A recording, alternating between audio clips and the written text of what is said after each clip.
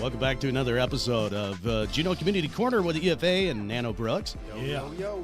It's glad to see everybody here after taking a 1-week hiatus there. And if you're just joining us live, thank you very much. Please leave a comment, like the stream, share it around if you haven't done so, and please become a subscriber if you haven't done that already. And we got the phone number down there in the comment section or in the description of the video here. If you want to give us a call, it's area code 907-723-2024 is the number. You can also email us, junocommunitycorner@gmail.com. And we were engaged in very serious debate before we opened the show. Super serious. So much so that we had to take just a little break just to kind of go through the debate and everything there. I think that's definitely something we should bring up on the Saturday show, though. Okay. Because it wasn't a debate either. It was just Mike being loud. Oh, No, it was just me winning the debate. I knew that was it's going to be one of those things. All right. Yeah, so how's everybody doing here? It's been a couple of weeks though. We actually had a chance to get back together and everything. Tell me how you've been, Nano. It has been a couple of weeks for sure. Everything's picking up. The town's getting a lot busier, a lot more hustle and bustle. And, just trying to enjoy the nice weather while I can, get my little enjoyments here and there. Working on people's laundry, the campaign trail, and, trying to still squeeze in time for the stereo shop and all the other fun stuff. Nice. So are you winning yet? Oh, yeah. Good. Yeah. Good to hear. Always winning, day. Next Juneau Assembly member right here. Yep. Here to represent all the people. This is the guy. All right, good stuff. Let's bring that down just a little bit. We just about you, want just Mike? a little bit of a background there. Oh, How's your last couple weeks been? just working my life away. Another day, another dollar, Yeah. or 85 cents because of inflation. Laying my body on the laying my body down for the machine, On the altar of the work of gods. So I may retire one day when I Another hit day older. nearly 70. And what do you get? Another Get day tired. Another day older. A hurt back. Deeper in debt. Yep. older. Yeah. So we got quite a few things that you lined up to talk to us about tonight. So let's kind of get into that a little bit. We're gonna wing it a little bit this week. We just got some things lined up, some articles that came to our attention, and the first one that we wanted to talk about this week is the Eagle Crest Ski Area General Manager resigning at the request of the board. He's Dan Scanlon. He resigned from his role on Wednesday night at the request of the ski area's board. The announcement came Thursday morning. Oh, look at that. Perfect. The announcement came Thursday morning after the board held a special meeting on Wednesday to evaluate Scanlon's performance. His resignation came after the board met in an executive session. The board statement thanked Scanlon for his vision of providing year-round recreational opportunities for residents and visitors alike. In an interview, board chair Mike Satter said that he would not be sharing why the board asked for Scanlon's resignation. So we can't discuss personal matters, but the board and myself are 100% committed to ensuring that Eagle Crest is a successful facility providing winter and summer recreational opportunities for both our residents and visitors. What's really unfortunate about how all this went down is that usually when there's a performance review, everyone on the board will sit down with the individual, the manager, go over their performance, say what they need to work on, how they need to improve or what they're doing great with, and then you move forward from there. None of that occurred here. And Mr. Scanlon, is extremely passionate about this community. He cares so much and works so hard to improve the quality of life for all of us. And it's really unfortunate that they wouldn't even discuss with him why they're letting him go. And the reason he decided to accept the resignation, or like put in his resignation, is because they were saying, you know, either accept the resignation or be fired. And he wasn't gonna quit. You know, he's like, I'm not gonna go out of here looking like a quitter. You know, he wanted to put in as much as, and they're saying that they might bring him back in a different capacity and things like that. But it's just like the whole way it went about getting rid of him has never happened before on the Eagle Crest boards, and especially for someone who's so passionate, cares so much, and works so hard for our community. It's very strange. Eagle Crest and Scanlon have both seen some public backlash apparently in recent years, especially following the purchase of the used gondola. I get it.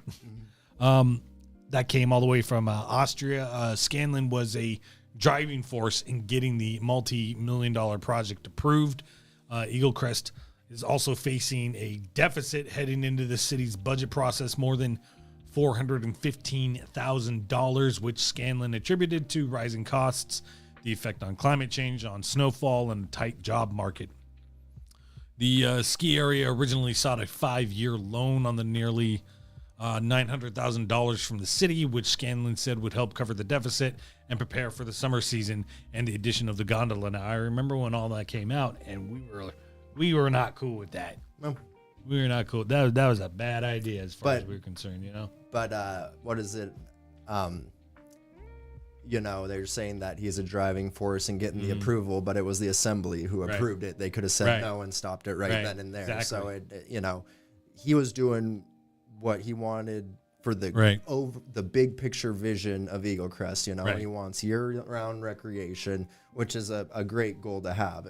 By doing that through a gondola, maybe not the greatest idea, you know. It's like, but at the same time, it's not like he had a blank checkbook and is just running away with things, but you know. Super bogus for them to not even discuss with explain him why. So and I hope that more will come out of that. You know, Eagle Crest is owned by the city, so that is all public information. And, you know, eventually you should be able to FOIA something if you really wanted to know, and if they never end up telling him. Now, this one, I know you wanted to talk about decades ago. Sperm whales learned how to raid fishermen's lines of black cod. Bewildering. This is bewildering. And now an Alaskan man is charged with killing one. A Ketchikan fisherman has pleaded guilty in federal court to killing an endangered sperm whale in a first-of-its-kind case that highlights a long, little-known conflict between the giant toothed whales and the fishermen whose sablefish catch they have learned to raid. In a proposed plea agreement filed May 15th, Dugan Daniels agreed to plead guilty to one charge of an illegal taking under the Endangered Species Act, which is a Class A federal misdemeanor.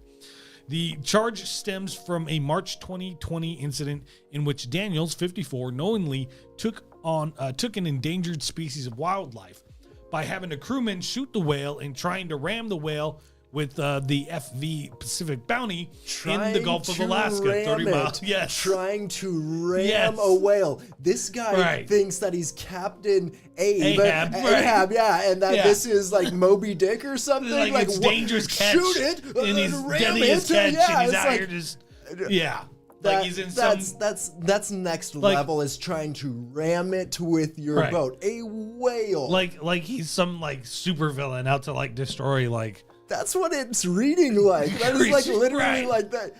You know, there's certain things that take place in the commercial fishing world and stuff, but not just hunting down whales. Right. This case appears to be the first time that someone has been criminally charged for taking a sperm whale in Alaska, according to the U.S. Attorney's Office of Alaska. Sperm whales can be more than 50 feet long and weigh up to 90,000 pounds. They've been listed as an endangered species since 1970. Decades ago, sperm whales learned to pluck commercial fishermen's catch from their gear, getting an easy meal, but costing the fishermen a day's work, ruining gear and putting whales at risk of entanglement or injury. So scientists call the phenomenon depredation. And in an innovative collaboration between the fishermen and scientists in Alaska has long looked for a way to avoid these conflicts. So it sounds like this whale got a hold of this guy's fish and he just lost it. Yeah, and he just went, you know, it's F you dolphins and F you whales, you know? It's a lot like the guy shooting Romeo. Mm-hmm. Why? Right. Why? Right. To what avail? Yeah. To what benefit? Like, why? Yeah. Daniels will also plead guilty to a false labeling charge associated with black cod harvests. Oh yeah, that he said he took place legally in federal waters, but actually happened illegally in prohibited state waters. This guy sounds like just a top-notch fisherman who just sets a wonderful example for everyone. It's so crazy. Just wild. It's not clear how the National Oceanic Atmospheric Administration's law enforcement arm caught wind of the incident, which happened in the open ocean, or why the case was charged more than 4 years later.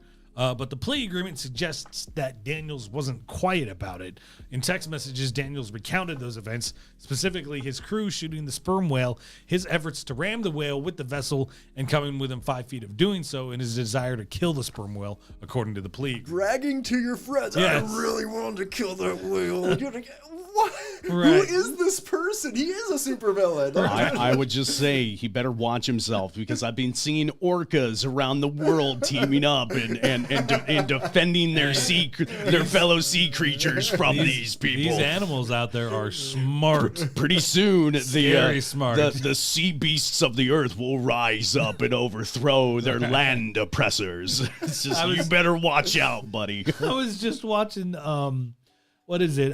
The Other Guys the other night, where Mark Wahlberg was like, "I'm a lion, and you're a tuna, and I'll like eat you up." And then Will Ferrell talks about how like me and my tuna, we would stalk you from the ocean, and we'd figure out how to create an array of breathing apparatuses, not days at a time, but an hour and a half. Oh yeah, that'd give us enough time to come onto land and stalk you and just yes. figure out a plan to come and get you and come back with more air later. So these sperm whales and these orcas and all these fish out there. But that's the thing, is I'm just thinking that the orcas are going to be the defenders, and everything. So like, they're the ones who are going to band together and start fighting. So. Yeah, this is insane. Right. I mean, don't ram whales. Yeah, don't stop ramming whales. Don't be that cool. guy. Don't be that guy who winds up on this show or the Saturday, or worse, the Saturday show. Oh yeah, we do have an Alaska section on that show. So yeah. Which, by the way, I just want to remind everybody that if you want to give us a call tonight, we are taking your live phone calls. You can give us a call, 907-723-2024. Number is down in the description of the video. You can also email us at junocommunitycorner@gmail.com. So if you've got anything, doesn't need to be about any of the topics that we're actually discussing tonight. It's just anything you want to talk about. Maybe you got some tires you need to sell. Who knows? No, let us know what you think about this guy trying to ram whales. Or whatever. I'm very interested in what other people feel about this. And hit that like button if you haven't already, and share the stream around. No community events right now that I have up, so if you want to just go on to the next story there, I'm going to bring something up for the next one. So we've got a new building out at Auk Bay. It's a new University of Alaska Southeast Natural Sciences building, and it is now it opens to the environment. There are still some power tools and some plastic wrap scattered in the entryway of the newly constructed science building. Inside, there are shiny new floors and a new building smell. The first room that you see as you walk through the main entrance is a lounge with a few set of tables and chairs and a giant picture window. To be honest, this is kind of near one of my secret spots. You know, this building looks awesome.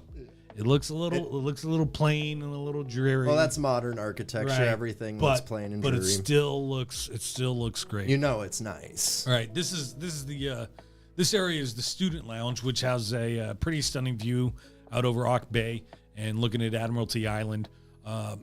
So go take a class at UAS so you can get access to it. Exactly. The brand new building is, oh boy, here we go. It's Oktahit, which translates to the house at the head of the bay in Tlingit.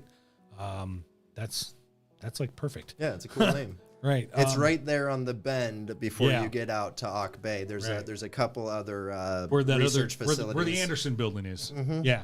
It's right next to the Anderson building. You know, there's a really cool little tiny house just past that, like really kind of like 50s, 60s kind of styling, riddled with asbestos, but it's a cool little spot. And I'm sure everybody thinks I'm talking about Auk Creek as the secret spot. No, my secret spot is not Auk Creek. It's too obvious, and it's not even down the beach either.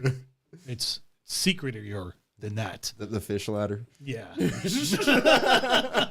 In 20 years since Hood joined the facility, the department has always been a bit scattered, with offices and classrooms spread across the campus. But starting next fall, faculty and researchers and students in ecology, glaciology, geophysics, and more will come together in that building. Cool. The $16.1 million construction project was funded with money from the university's existing budget, along with reserves for building renewal and profits from the sale of the university bookstore building. The university is in a really solid financial position to keep offering things like that and keep increasing the types of classroom and facilities that they have. Yeah. One of the biggest UAS landholders awesome. In town. You know, they have a lot in their reserves. UAS is an awesome school. It is. As when you're comparing it to other ones, is like you look at what a class costs is like $600. Right. You know, it's like that's all the classes. It's like that's pretty sweet. Yeah, except all the prerequisites are the most expensive. Like math is $1,200. It's like, oh come on, make that one $600 too.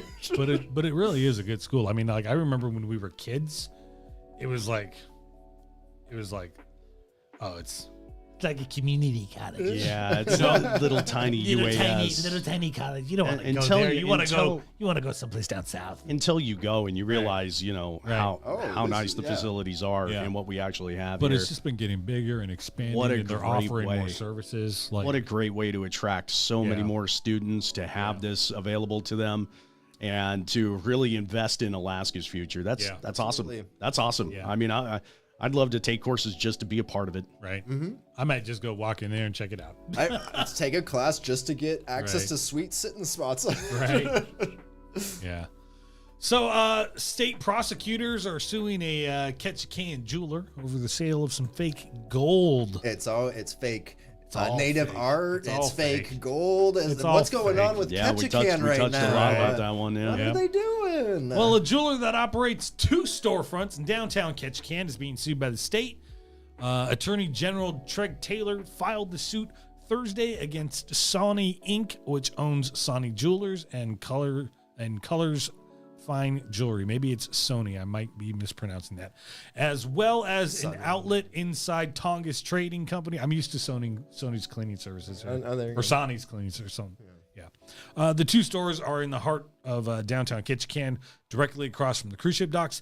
The complaint also names the company director, Sunita Sani Lakwani, in response to a request for comment. KRBD was told that Lakwani was out of town and unavailable. Assistant Attorney General Ian Engelbeck said state investigators made a series of undercover purchases from storefronts which sell Alaska-themed jewelry during the cruise ship season. Oh, no. In mid-September, our undercover investigator made a purchase which was represented to her as a gold quartz ring with gold quartz mined in Alaska. Engelbeck said, "We determined that we believed it was imitation, and we applied the superior we applied to the Superior Court in Ketchikan for an impound order. They received that impound order, which allowed authorities to confiscate 10 pieces of jewelry from each store. The state said that they tested them in a lab and found them to be man-made gold nuggets and gold quartz from out-of-state suppliers. So More fakery. See, this is what I'm going to Fake talk totem about. poles, fake jewelry. What's next? That, There's so much actual Alaskan gold around here. Yep. You can still go You find it. gotta melt down a bunch of PC boards Right. and refine it with muriatic acid and get computer gold and try and sell it as an Alaskan nugget or Right. something. According to the complaint, Sony Inc. was passing this imported fake gold off as natural stones and nuggets mined in the northern Alaska and handmade into jewelry by mostly Ketchikan-based jewelers. Salespeople also allegedly told the undercover investigators that natural gold quartz only occurs in Alaska and can only be legally purchased in Alaska, which is false. That is pushing it. That's pushing it. When you try and restrict the freedom of commerce, Yeah. that's what we have with Right. the issues Right. with the cruise ships is Yep. trying to restrict freedom of commerce. Exactly. Can't do that. In addition, Sony Inc. salespeople point customers to elements of Sony Inc.'s jewelry that appear to be gold nuggets and proclaim that these are 24-karat Alaska gold nuggets.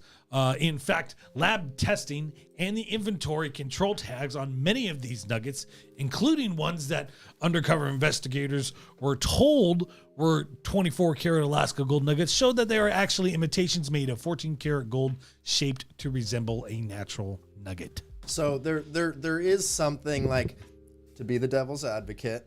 A lot of these tourist shops and stuff, it's they're not always hiring locals.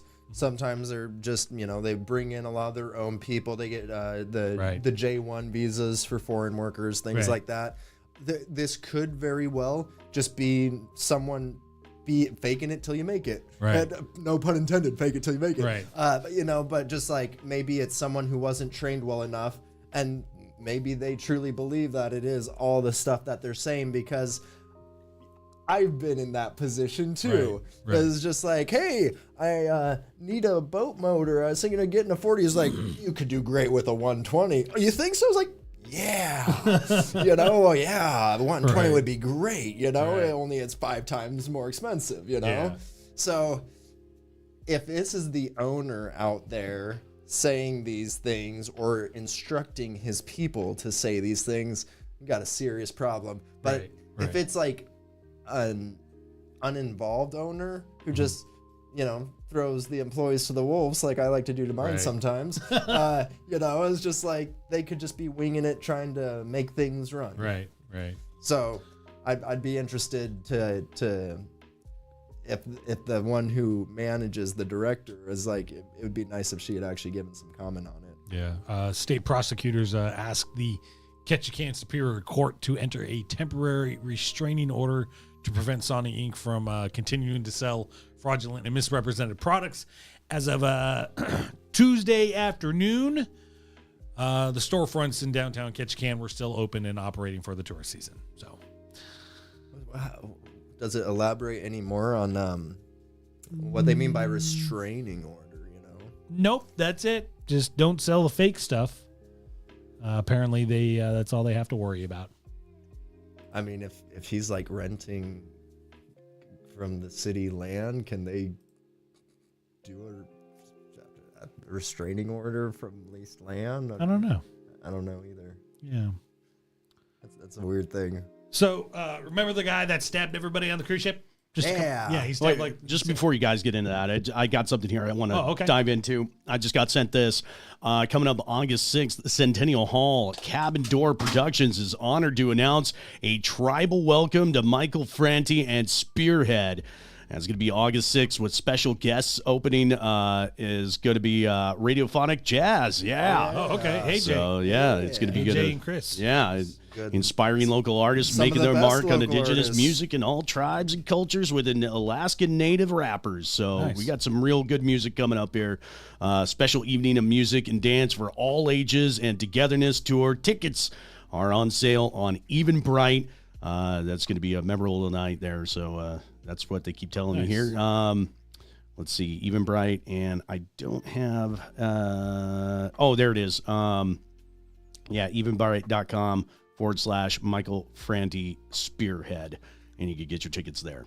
So Cool. awesome. That sounds like fun. Moving on. Go ahead and let us know. So, the guy that stabbed all those people on the cruise ship Scissors. not too long ago, right?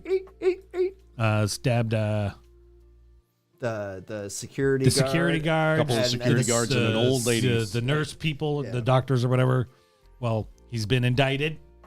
Federal grand jury in Alaska has indicted him, and Nintendo. Oh yeah, Nintendo Sagoni. I Nintendo, remember. yeah. Nintendo. Not literally Nintendo, but it's Close enough. Nintendo. Nintendo. It's Nintendo. Okay. It's Nintendo. Nintendo Sagoni, stabby stab, 35 of South Africa, charged with 1 assault with intent to murder and 3 counts of assault with dangerous weapon and 3 counts of assault resulting in serious bodily injury. He got indicted on the intent to murder. Yes. Ooh. Yes. If convicted, he could face decades in jail time. Yep. He's in custody at right here in Lemon Creek Correctional Center. Good old Lemon Creek Correctional Center there. Send them to Right. the creek. Yeah, well, down you in know, Lemon Creek. I mean that seems pretty fitting. The guy did attempt to kill 3 people Yeah. on With- that with ship. That was 70 and a 75-year-old woman too, who had no business with him. Yeah. Yeah.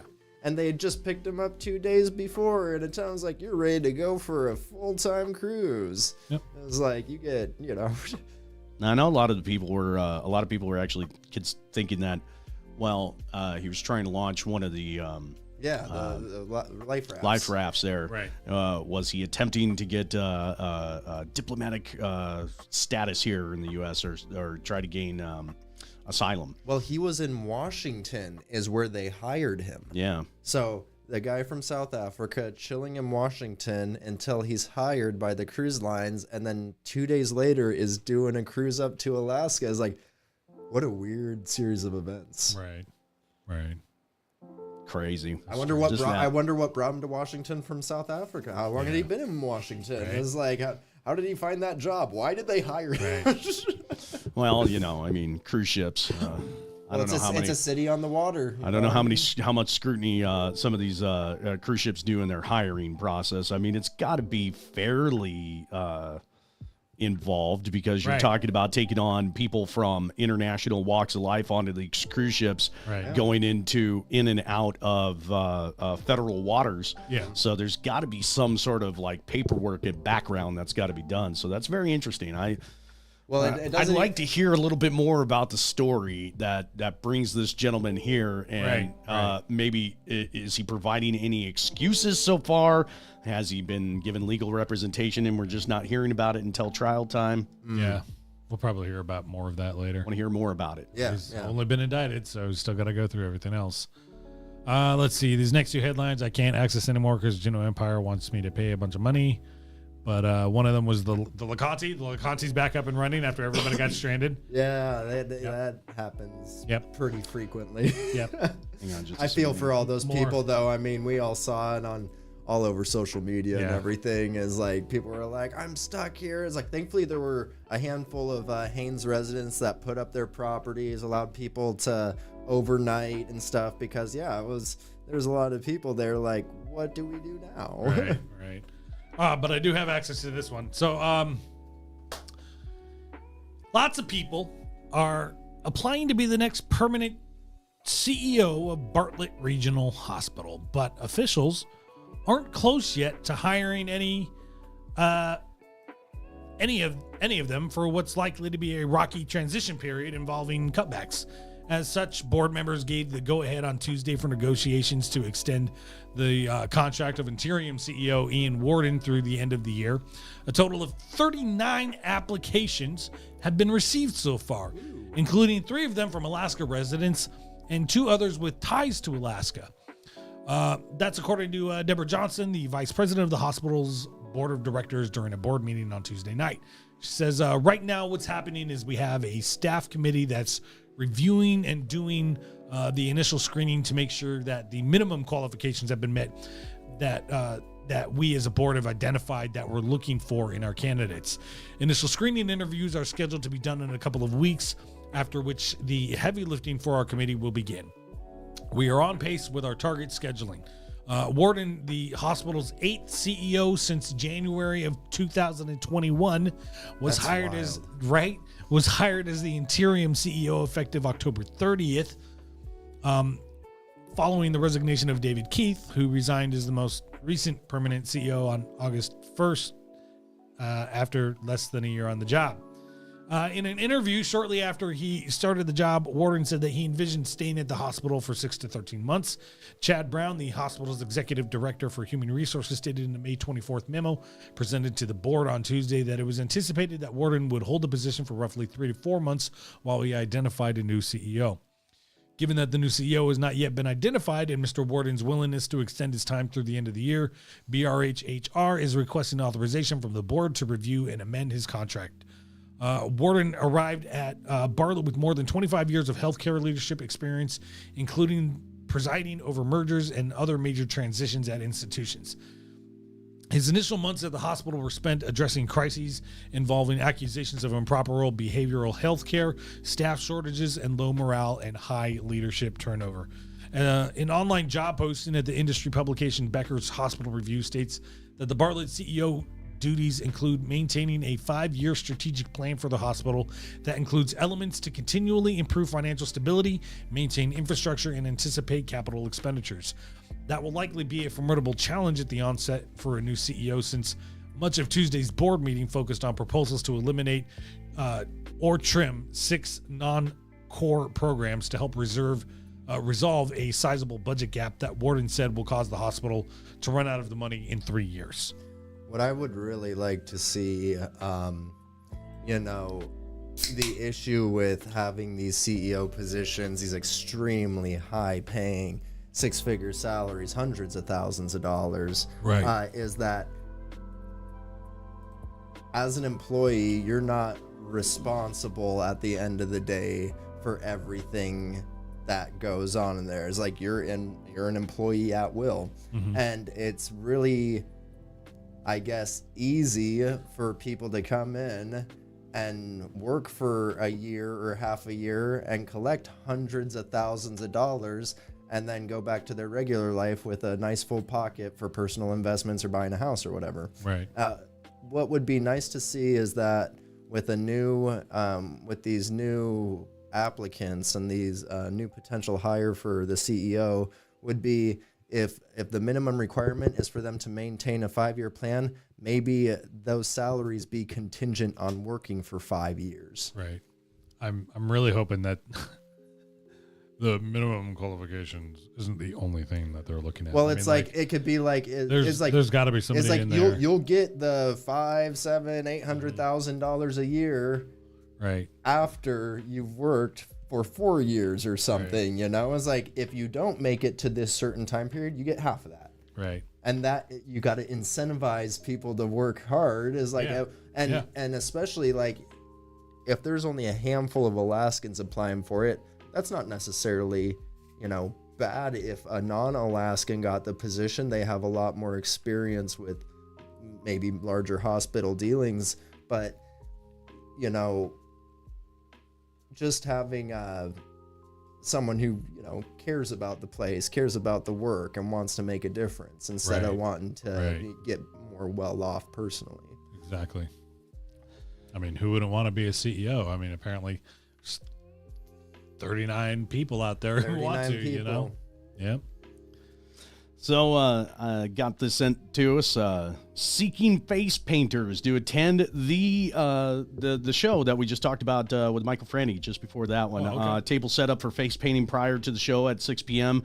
at Centennial Hall on August the 6th. If you're interested in being a face painter for the Franti Fest, you want to get a hold of akradio907@gmail.com and join in the fun and creation. So I want to kind of backtrack to what we were about to talk about there with the Ferry LeConte, break it down over the weekend. You got a few thousand people who were stranded in Haines after Yep. Beer Fest there. Yep. And obviously, we heard the news that LeConte got back up and running again, but that the time for getting back It was a is, small window, right? if you have a vehicle, is going to be a little bit more difficult. They're looking at Yeah. about July the 2nd. Yikes. So you may actually have to keep your vehicle there for a little bit before you could put it back on the ferry and bring it back out. Now that they've actually got the LeConte rolling, it might make it a little easier to make that happen, but they're backed up big time. Right. The same thing happened, only it was slightly switched. Was Celebration had just got done here in Juneau back in like 2014 or so. Right, And, right. and the LeConte was down, full of thousands of people with a hole in the hull spraying underneath the Right. engine, and then I had to crawl my small frame down there with about 100 feet of welding lead and Yep. weld against running water. And after about 8 hours, I got the nice 8x10 patch on there through running water, and everyone was able to get home. Wow. Yeah, apparently what ended up happening was a cooling system problem in the starboard main engine there, according to the Department of Transportation. Probably that engine that was getting sprayed with all that water. We're not. And of course, during that time, they didn't have any vessels or crew available to pick up passengers' traffic. So in Haines, you have a whole bunch of local operators there that were trying to working to accommodate the surge that they were dealing with. Our ferry system needs a lot of help. Yeah. Visitor really center, does. shuttling people back and forth to the ferry terminal. And it's just, it was just an absolute mess and continues to be so. What a nightmare. And, it's a terrible situation to be in because Southeast Alaska is desperate Right. for the ferry or some sort of system thereof, because that's how we get back and forth. Right. Especially, to communities that don't have roads in or out, Right. which is a lot of these Southeast Alaska communities. Yeah. So A lot of people that don't have a Costco or a Fred Meyer, someplace where they can stock up on some groceries and stuff, yeah. So this puts everybody in a really Right. tight spot. And now, what does the state do with the Alaska ferry system, with the Alaska Marine Highway? They've got to buff it up. They're going to prop it up and turn it into something great. Eventually, it'll happen. Eventually. And well, so there are plans, and it's not the most popular amongst the community, but there is a really long project that's been in the works for getting a Cascade Point ferry terminal, Right. and that would extend the road. It would increase the number of trips that can be made on a daily basis to Haines, and having infrastructure out there at the other end of town would make it easier to develop out from there, So there's groups that are proponents for Berners Bay who are extremely against it, but because they want to keep everything in Berners Bay as is and stuff. And we see that a lot around town. People want to keep things as they are and stuff. But if we want to look at future sustainability, we really need to start asking these kind of questions, is like, how do we move forward to make it work well for everyone?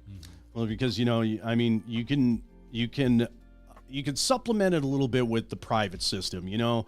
Alaska Marine Highway, or not Alaska, Alamarine Sales. Alamarine is a great company that provides a lot of transportation to people when they desperately need it. and especially to local teams from your middle schools and your high schools. You know, so I mean, the supplementation with a private option is going to be there, but the state really needs to start thinking about the future of the Alaska Marine Highway system as a whole. We need new ships now. It's absolutely What's crazy necessary. Tested, brand new ships that have been tested in our waters, that are prepared for our waters, Right. rather than the debacle with the fast ferry. How could the Taku have been so much worse than the LeConte No that it got kidding, right? scrapped Right. a decade before? Yeah. The Taku Yeah. was a cool ship. It was. Yeah. I like really that was. ship. You know, one of the coolest things about going on that one was for a little while there they had the 3-cabinet arcade. Yeah. That was cool. It was always Yeah. pitch black, Yeah. super hot in there, and it's just like everyone would cram in and game and come out. It's the lights like. I remember when I was a kid, they had a Mortal Kombat game in there for a minute. Yeah, Proper, yeah. proper. I always loved the. There was a little driving game, and it was very. Right. It was a very technical driving game, actually. So I remember that. And of course, you would always get to the loop-de, and you would get about halfway up, and then your car would just fall down. Right. You know, it had. I don't know if the Taku is the same one we're thinking of. That actually had a pretty decent little bar there too, as think well. so. Yeah. I was too busy in the arcade, man. Yeah, so Yeah, I think I mean, I would go in with some of the other losers there, enjoy the bar and everything. And so, yeah, good memories on the Alaska Yeah. Marine Highway system. If nothing else, it needs to be beefed up. Yeah. For the simple fact that it's a lifeline for Southeast Alaska. is. And I think I'll have to double check on it and get back with the actual numbers, but I think a lot of funding has been put in for fiscal year 25 and stuff. They have a lot of projected to beef it up a lot. Good. Yeah, which would Good be stuff. So, Celebration. Woo! Celebration's coming up. June 5th to the 8th. It's going to take place here in Juneau. This event is hosted by the Sea Alaska Heritage Institute. It is a centuries-old tradition that draws thousands of Southeast Alaska Native peoples, including more than 2,000 dancers. The theme for this year's celebration is Together We Live in Balance. It is a wonderful opportunity to celebrate and honor the rich cultural heritage of the region. If you're interested in attending, you can find ticket information and details on the official Sea Alaska Heritage Institute website, or if you're Celebration, already man. a dancer in a dance group who has been invited and is attending, well, then you're already in. You know, or you can't beat the potlucks that they got going at Celebration. Dude, I haven't You been to can't. Celebration in a minute. I used to go almost every celebration. I went to a handful as a kid and Yeah. stuff, and I remember just the it seemed like a mile-long table. Oh. Mile-long table of food. Right. It was awesome. Let's Loved it. see. Oh, and speaking of celebration, inside Kassan's carving shed in early May, Eric Hamar is he's hard at work. Hamar is a Haida artist and carver, and he spends his day carving in the workshop in Kassan, which is a small village of about 30 people on Prince of Wales Island. The thick smell of cedar in the air. If you're from around here, you love know the what smell it's of like. cedar. It's great. You know what it's like. Yeah. That's home. That's Yeah. home. Hamar is surrounded by canoes and paddles and a half-carved totem pole and a bunch of tools. And on this particular day, he was busy getting ready for Celebration, the huge every other year gathering of Indigenous people in Southeast Alaska. The event lasts 4 days and is the largest gathering of Tlingit, Haida, and Tsimshian peoples in the world. Hamar's preparation for the festival is a little more involved than packing socks and a toothbrush. His task at hand was planning wooden paddles. Says planes are kind of interesting because they'll chirp, he said as he ran a hand planer down the length of the paddle, laughing at its dullness. But when they're really sharp, you run down the piece of wood and it goes chirp like a bird, which this one is not doing. Hamar is part of a group that's making a 10-day, 250-mile journey from Kassan to Juneau, where Celebration is held in canoes that they carved themselves. It's awesome. According to Hamar, the paddles aren't his favorite thing to work on. He says, I like the three-dimensional stuff a lot more. There's also a large totem pole sitting on sawhorses in the corner, and he's been working on that for about a year. And it has 3 watchmen on top, and below that, the beak of a raven juts out. Says it's more exciting for me as an artist, but there's something beautiful about the simplistic nature of something like a paddle as well. Across from the room, there's a stack of rough pieces of wood carved into a paddle shape, just waiting to be sanded. He says it's pretty exciting to be going on this journey for the first time in our own canoes from our own community and meeting up with a lot of other communities on the way. I think hopefully it'll bring a lot of inspiration to people and hopefully get some folks excited about maintaining traditions. 26 paddlers are set to depart Kasan in three canoes, and the group is all ages. He says, well, the youngest has to be 6 months because that's my baby. The Carver's whole family is with him on the voyage. His mom, his dad, his sister. That's so cool. His brother-in-law and his wife and his 2 daughters. So one of the girls is 6 months old and the other one is almost 6 years old. So they're gonna have. yeah, they're in for it. That's So- crazy. Well, That's gonna be awesome. Well, and that's just like, that's true freedom on base level humanity. If you know how to make a boat that will work, you can go wherever you want. Right. You know, and then to get the whole family involved with it, like, Yeah. that's beyond cool. More people need to do things like that. Apparently, there's going to be 2 canoe landings at this celebration, which I guess I've kind of heard some grumbling about. Apparently, Really? some people are upset because there's only supposed to be 1 because it's more traditional that way or something. So Well, they what they if should- everyone can't coordinate at like the they're same supposed time? to, like I guess they're all supposed to come to one place at once or something, and there's 2 different landings, 2 different places is what it is. So I'm not sure about that. I haven't heard that before, but I'm sure Interesting. there might be something to it. I don't know. But yeah. Got this pic That's sent a to us there. Super cool picture. Love that. Taking a step back to I'm gonna say that's a Ford a Ranchero. while back, The Viking and the Red Dog right next Yeah. to each other. right next to each other there. Yep. Fountain of Broiler right next to it. Yeah. Victor Talking Machines. Is that a record player? Sold here. There it is. That's cool. Downtown What is that? Juneau. The 40s, the 50s, something like that? Does not say. And is that the broiler next to it? Let's see. Fountain. No, that's broiler. Ben Franklin. That's the Ben Franklin building. It's 5 and Dime.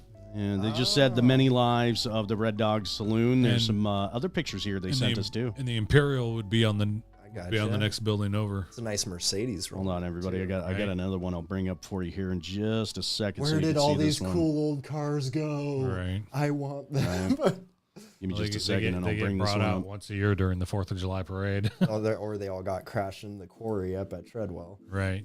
That too. Yeah. Yep. You guys will like this one. Ooh.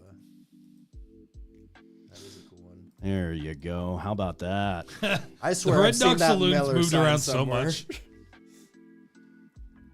So yeah, the many, many lives of the Red Dog Saloon. Got a gun shop right over there, right next to it whose gun there. shop was that? Running some. Let's see if we could zoom in on it here. Give me just a second. Oh, Zoom in. Enhance. They're at the check. laundromat Hang on, downtown. There's a map of the city area with business listings, and half the businesses aren't there anymore. that is Brownie's Gun Shop. Brownie's Gun Shop. Yeah. Dang. That's cool. Why ain't you here go. no more? That's liquor cash now, right? Is Over it? here on the far right? That's what it looks like. Yeah, that would be Yeah. about the liquor cash right there. Yeah, Yeah. that looks right. Oh, Now that Red Dog Saloon's now a tourist shop.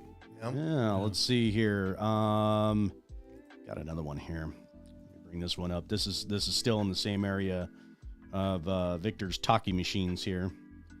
I'll bring that up for you here in just a second. There you go. Or maybe those are voicemails. Talking machines. There you go.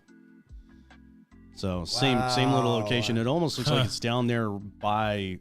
I mean, this is Front Street. I'm looking at. I'm Right. thinking. Right. So that yeah. on the left, it looks like a Buick Skylark. On the right, that looks like an Oldsmobile Tornado. Yeah. Yeah.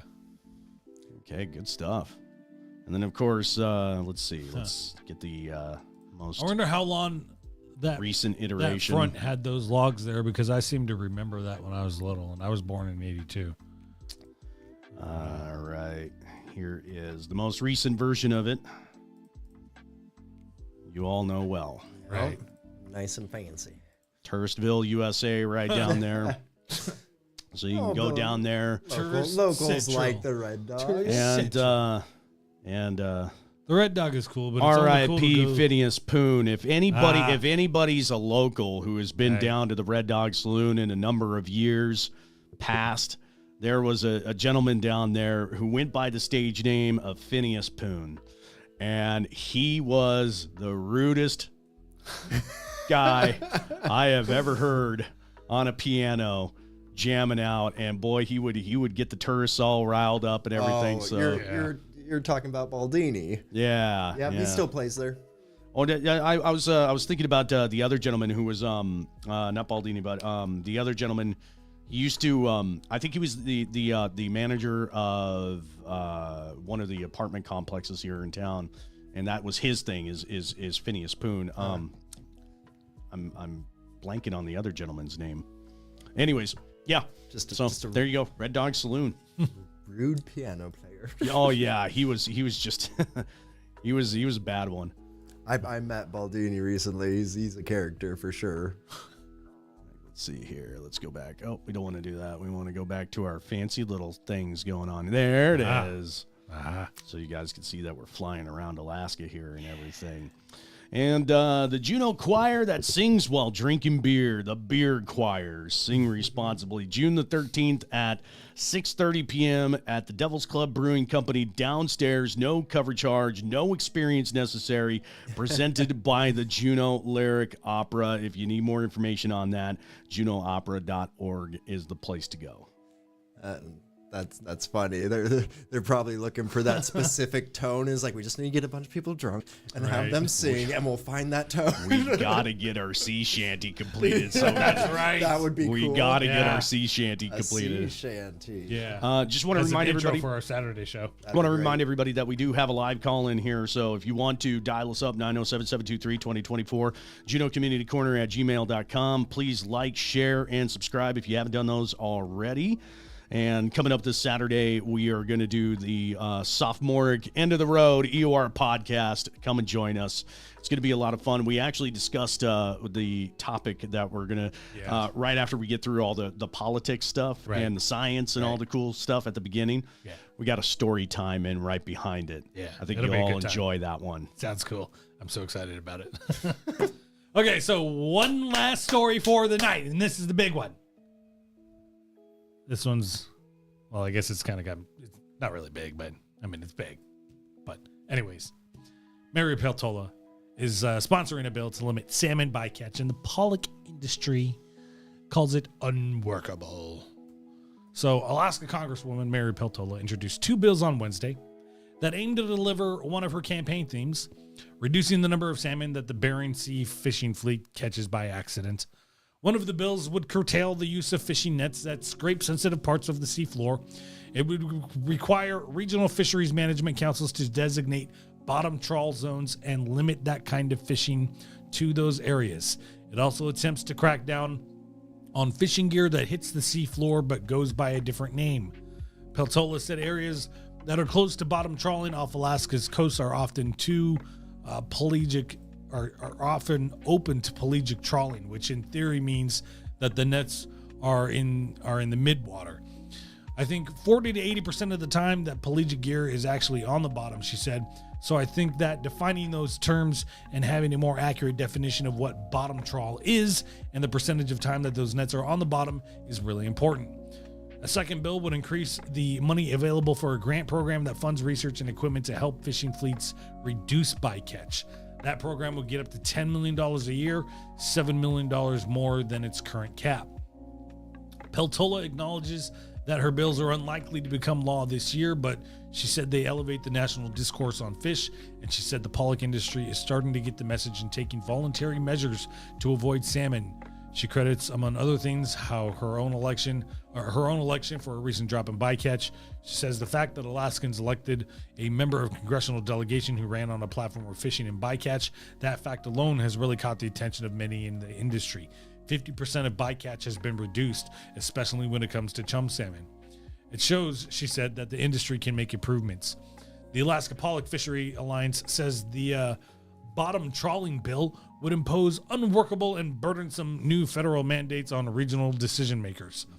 Stephanie Matson is an executive director of the At-Sea Processors Association, which is part of the Pollock Alliance. She said the bill goes against the science-based approach that the North Pacific Fisheries Management Council takes. The council has been looking at pelagic gear definitions, the enforceability, and they continue to look at that. And that's where we think the work needs to be done. Organizations representing smaller boat fishermen and subsistence users, on the other hand, have endorsed Peltola's bills. Those organizations include the Alaska Longline Fishermen's Association, Salmon State, and the Kuskokwim River Intertribal Fish Commission.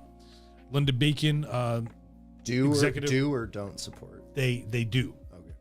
Okay. Lyndon Benkin, executive director of the Longline Fishermen's Association, said Alaska fishing communities and conservationists have been asking the North Pacific Council for years to redefine pelagic trawling in a way that limits seafloor contact to no avail. Even if the bills don't become law, they still help. I think they certainly send a strong message that Representative Peltola is hearing concerns from Alaskans and is providing direction to councils to take action to address those concerns. Well, see, there is one thing that's worth mentioning, is that if, through her own statements, she is aware that these might not get passed this year, but it starts the discussion and recourse and brings it to a more elevated level. Very early into her candidacy and being elected, she was really tough on limiting and preventing foreign trawling immediately. Right. So why is she waiting until the end of her term to address U.S. trawling, which is what directly is affecting all of us? Right. So it's like, it seems like the priorities were either a little skewed or the sense of urgency maybe isn't there. But it's like, if just bringing these to the table is what will get it into light to possibly get it voted in the next year, why wouldn't she propose that as soon as she got into office? Why did she wait until now? Right. Yeah. But at least it's something, I guess. Yeah, something. It's a good move in the right direction. So if all you have to do is just say something to get a conversation started, you could have said it a long time ago. Right. Well, how things move in politics. Yeah, I mean, it's the same with the gas prices right now. It's just like gas prices always get really weird right before a presidential election, you know? All right. So, yeah, that's I think that's pretty much what we got for tonight there. I didn't get any more community events thrown at us or anything like that. So just want to remind everybody that the email is open to you. So if you got anything for us. Well, I will say the city just approved the 2024 budget. And there is a link on the city website to be able to access that and look at the full PDF. It's like 300 pages. It'll take a little bit to read, but there's lots of awesome information in there. Lots of great things I'm seeing, like, they're giving a big boost in funding to the police department and reducing some government spending. But on the average, the government spending is going up. The property taxes are going up, but we don't have more people, and we're not seeing benefit on our end. So it's very good information to get, up to date with what's actually happening with the checkbooks of the city. Yeah. All right, folks, I think that's going to do it for us tonight. Really glad you all joined us here and hung out with us as long as you did. And please